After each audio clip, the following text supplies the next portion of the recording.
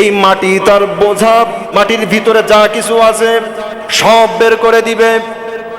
ভাইরা আমার, এরপরে মানুষ বলবে এই মাটির আবার কি হলো? মাটি তখন জবান ছেড়ে মানুষদেরকে বলবে, আমার আল্লাহ রব্বুল আলামিন আমাকে যেই নির্দেশ দিয়েছিলেন এই নির্দেশ আমি পরিপূর্ণভাবে বাস্তবায়িত করব। আজকে মাটি, এই মাটির উপরে আমরা চলাফেরা করতেছি, মাটির উপরে আমরা বসবাস করতেছি। আমার ভাইরা, এই মাটি প্রতিদিন বান্দাবান্দিদেরকে ডাকতে থাকে। সময় এই কথাগুলো হৃদয়ের কলবের অন্তর থেকে তারা শুনতে পায়। মাটি প্রতিদিন ডাকে, ও মানুষ, আজকে তুমি আমার উপরে থেকে এইভাবে নাফরমানি করে বেড়াচ্ছ, দুদিন পরেই তুমি আমার ভিতরে আসবা, নাফরমানি কোথায় যাবে?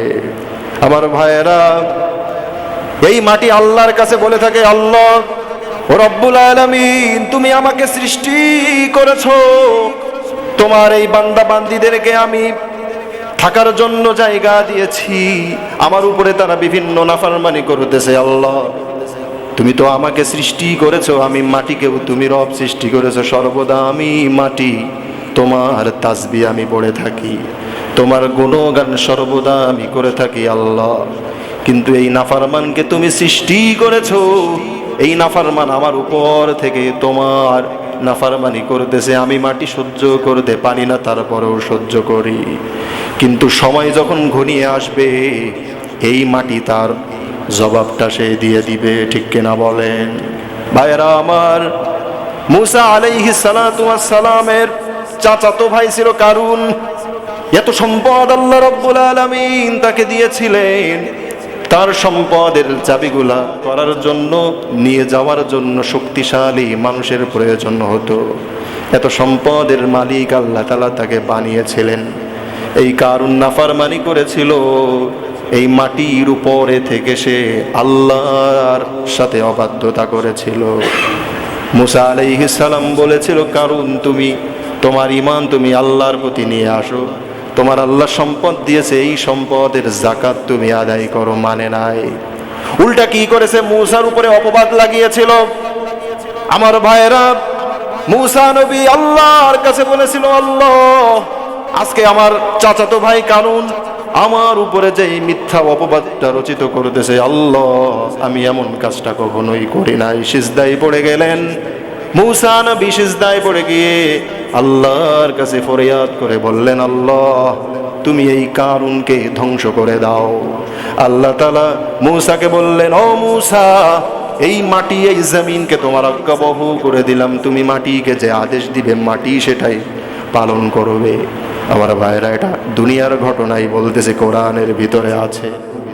লাতানু বিল উসবাতি উলিল কুওয়া ইয ক্বালা লাহু কওমুহু লা তাফরাহ ইন্নাল্লাহা লা ইউহিব্বুল ফারিহিন। জোরে বলুন আল্লাহু আকবার। মুসা আর এই কারুনের ঘটনা আল্লাহ তাআলা কোরআনের ভিতরে উঠিয়ে দিয়েছেন। তাফসীরের বিভিন্ন নির্ভরযোগ্য কিতাবে পাওয়া যায় ঘটনাটি। ভাইয়েরা আমার, মুসা নবী এরপর মাটিকে বলল, মাটি, এই কারুনকে তুমি ধরো। মাটি পায়ের গিরা পর্যন্ত সে গিলে ফেললো। এরপরে আবার বলল, মাটি, তুমি তাকে ধরো। হাঁটু পর্যন্ত গিলে ফেললো। এরপরে আবার বলল, গলা পর্যন্ত গিলে ফেললো। এরপর আবার বলল, ও মাটি, এই বিতাড়িত এই কারুনকে তুমি গ্রাস করে ফেলো। আমার ভাইয়েরা, আল্লাহ তাআলা মাটিকে আদেশ দিলেন, মাটি, আমি আল্লাহ তাআলা তোমাকে হুকুম দিলাম, মুসা যেটা বলবে তুমি সেটাই শুনবে। মুসা আদেশ দিলেন, গোটা দেহকে, কারুনের গোটা দেহকে এই মাটি জমিনের ভিতরে দাফন করে দিল। আল্লাহু আকবার। আমার ভাইয়েরা, সেই মাটির শক্তি কি আজও আছে না নাই? সেই মাটির শক্তি পূর্বেও ছিল, আজও আছে, পরিবর্তন হয় নাই। পরিবর্তন হয়েছে শুধুমাত্র মানুষ। আমাকে আপনাকে পরিবর্তন হতে হবে, আমাকে আপনাকে সতর্ক থাকতে হবে। যেই জমি আল্লাহ তাআলা সৃষ্টি করেছেন, যেই মাটি থেকে আল্লাহ তাআলা সৃষ্টি করেছেন, আমাকে আপনাকে যাওয়া লাগবে।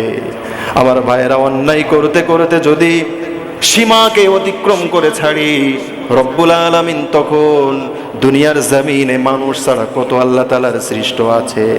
আল্লাহ তাআলা তখন কাকে অর্ডার দিবেন, বলবেন নাফরমানকে ধরো, আল্লাহর হুকুমে নাফরমানকে ধরে দুনিয়াতেই ধ্বংস করে দিবে।